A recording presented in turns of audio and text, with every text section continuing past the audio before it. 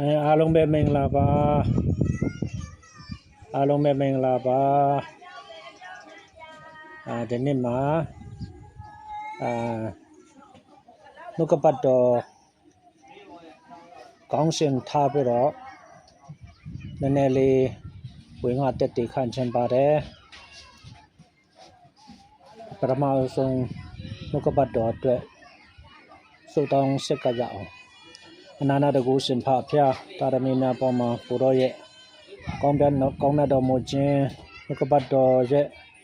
နည်းနည်းတော့အရာများကိုဖွင့်ပြပေးမယ်ဖြစ်တော့ကြောင့်ကျေးဇူးကိုချီးမွမ်းပါတယ်နားထောင်သူ online ပေါ်မှာနားထောင်သူ YouTube ပေါ်မှာနားထောင်သူရောက်တိုင်းပေါ်မှာရတဲ့ခင်ရဲ့ကောင်းချီးမင်္ဂလာများတက်ရောက်ပြီးနည်းနည်းတော့အရာများကိုနားလည်ရတော့ခွင့်ပေးတော်မူပါယေရှုဖျားနာမတော်အားဖြင့်ဆုတောင်းဆက်ကကြပါရဖဖျားအာမင်ဆိုတော့နှုတ်ကပတ်တော်ဆိုတာကကောင်းစဉ်ကတော့နှုတ်ကပတ်တော်ဖြစ်ပြီးတော့နှုတ်ကပတ်တော်လေ့လာတဲ့အခါမှာစကလုံးတစ်လုံးချင်းစာပိုက်တစ်ပိုက်ချင်းဝါကြတစ်ခုချင်းလေ့လာမှတ်တာအမှန်တရားရှင်းရှင်းလေးနားလည်နိုင်မယ်ဖြစ်ပါတယ်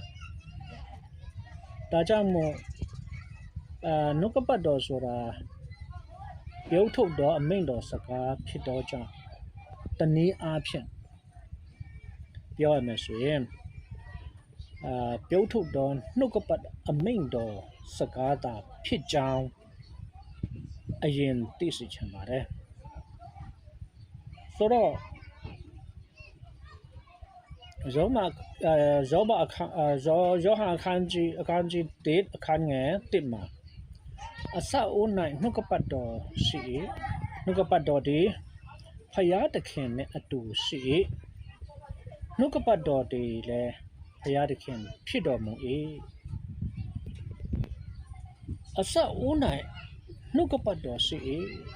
ဆိုတော့ထာဝရဖယားအရင်ရှိရမလားနှုတ်ကပတ်တော်ဆိုတဲ့ပြုထုတ်တဲ့နှုတ်ကပတ်အမိန့်တော်စကားအရင်ရှိရမလားနှုတ်ကပတ်တော်ကိုအရင်ရှိတယ်လို့ဟောပြထားတယ်ဆိုတော့ဖြစ်နိုင်မလားနာဝိညာဉ်ပုဂ္ဂိုလ်ထာဝရမြတ်စွာဘုရားသခင်အရင်ရှိမှ